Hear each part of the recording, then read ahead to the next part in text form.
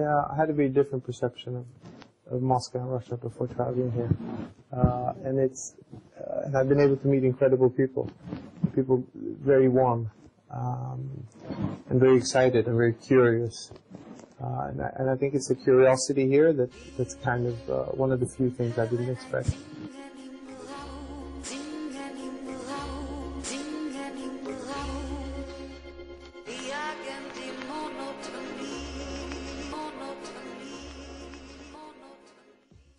You know, the thing is this: when you do extreme fragrances creatively, when you're not trying to please everybody, you get people that love it and you get people that hate it, and it's kind of the way I've chosen to build a brand from a creative perspective. So I'd say that the reviews were mixed, but I'm pleasantly surprised at how many people have fallen in love with the fragrance. I think Mink is our 12th launch, and it's actually a collaborative effort with two friends based in Paris who brought me an idea about a fragrance and a feeling more. So it's quite a creative idea, but they basically brought me three objects. A block of calligraphy ink, Japanese ink that's you actually have to grind on a stone and add water. That has a very special smell. But they also brought me image and illustration. So we worked with both concrete and kind of abstract inspirations for this perfume. But the idea was really to capture this feel of ink on skin.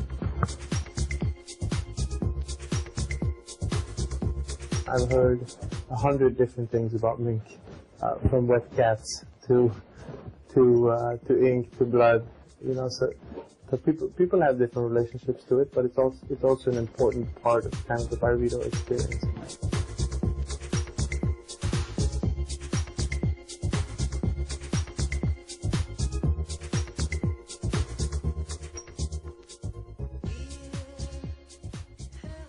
When I started, I had no experience in perfume, so it was quite hard. And I had to find different tools in terms of communication, especially for the perfumer. And pictures and images became one part of it. You know, poetry was another. I used objects that smelled, objects that didn't.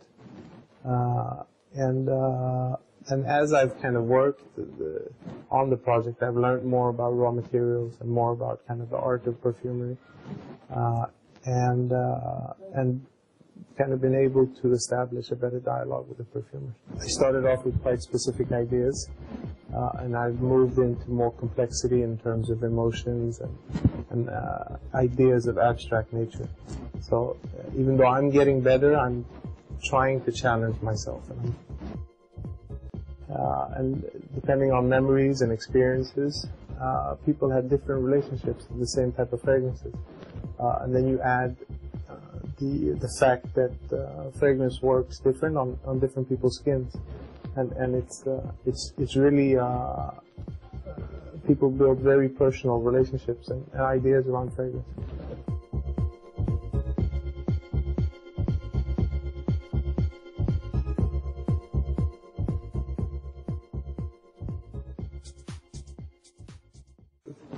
The inspiration comes from many different sources, and sometimes it's travel, and sometimes it's people, and sometimes it's emotion, and it's very spontaneous, and we seldom sit down and say, okay, let's be inspired, or let's, you know, and it's trips like this to Moscow. You know, you get culture, and you meet people that think in a different way, that are brought up in a different way, and these things influence me quite a bit. So I think. Definitely, places have been important, and I think it's because I appreciate culture. Plans. I'm always, I think I have a million ideas that I haven't created yet. So that's an ongoing process. Hopefully, the luxury of being an independent house is I'm not tied to launching spring and fall or Christmas. So I work on projects, and when they're finished, when I feel they're finished, we launch them.